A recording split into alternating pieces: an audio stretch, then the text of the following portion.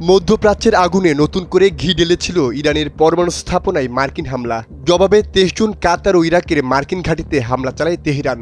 এরপরই নড়েচড়ে বসে যুক্তরাষ্ট্র। কয়েক ঘন্টা পার হতে না হতেই যুদ্ধবিরতির ঘোষণা দিয়েছেন মার্কিন প্রেসিডেন্ট ডোনাল্ড ট্রাম্প।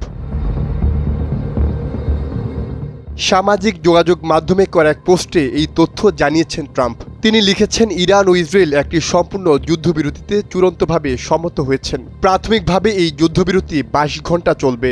এরপরেই যুদ্ধকে সমাপ্ত হিসেবে ঘোষণা করা হবে। তবে এ বিষয়ে ইসরায়েল কোনো মন্তব্য না করলেও ইরান বলছে তারা এখনও আনুষ্ঠানিকভাবে কোনো প্রস্তাব পায়নি। এদিকে মার্কিন ঘাঁটিতে ইরানের হামলাকে ব্যর্থ প্রতিশোধ বলে উল্লেখ করেছেন ডোনাল্ড ট্রাম্প। তিনি লিখেছেন, আমি আনন্দের সঙ্গে জানাচ্ছি যে হামলায় কোনো আমেরিকান আহত হয়নি এবং খুব বেশি ক্ষয়ক্ষতি হয়নি। সবচেয়ে গুরুত্বপূর্ণ বিষয় হলো তারা তাদের সিস্টেম থেকে সবকিছু বের করে এনেছে এবং আশা করা যায় আর কোনো ঘৃণা থাকবে না।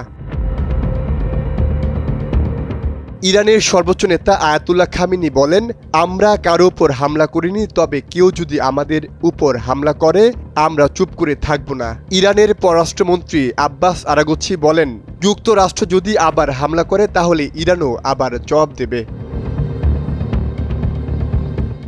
গত 23 জুন আচমকা ইরানে হামলা চালায় ইসরায়েল। পাল্টা হামলা চালাতে থাকে ইরানও। দুই শক্তিধর দেশের পাল্টাপাল্টি হামলাতে আগুনের কুণ্ডুলি হয়ে ওঠে গোটা মধ্যপ্রাচ্য। বর্তমান পরিস্থিতি কেবলই একটি দ্বিপাক্ষিক যুদ্ধ নয়, এটি পরিণত হয়েছে আঞ্চলিক এবং বৈশ্বিক সংঘাতে। একদিকে ইসরায়েল, যুক্তরাষ্ট্র আর ফ্রান্স, অন্যদিকে ইরানকে সমর্থন জানিয়ে আসছে পাকিস্তান, চীন ও রাশিয়া। এদিকে মার্কিন হামলার পরপরই হরমুজ প্রণালী সাময়িকভাবে বন্ধ করে দেয় ইরান। বিশ্বের তেল সরবরাহের 1/5 যে পথ দিয়ে যায় সেটি এখন বন্ধ। ফলে বিশ্ববাজারে তেলের দাম আগুন লাগার শঙ্কা থাকলেও ট্রাম্পের যুদ্ধবিরতি ঘোষণার পর তেলের দাম কমতে শুরু করেছে। সামিউল হক খান, সময়ের আলো।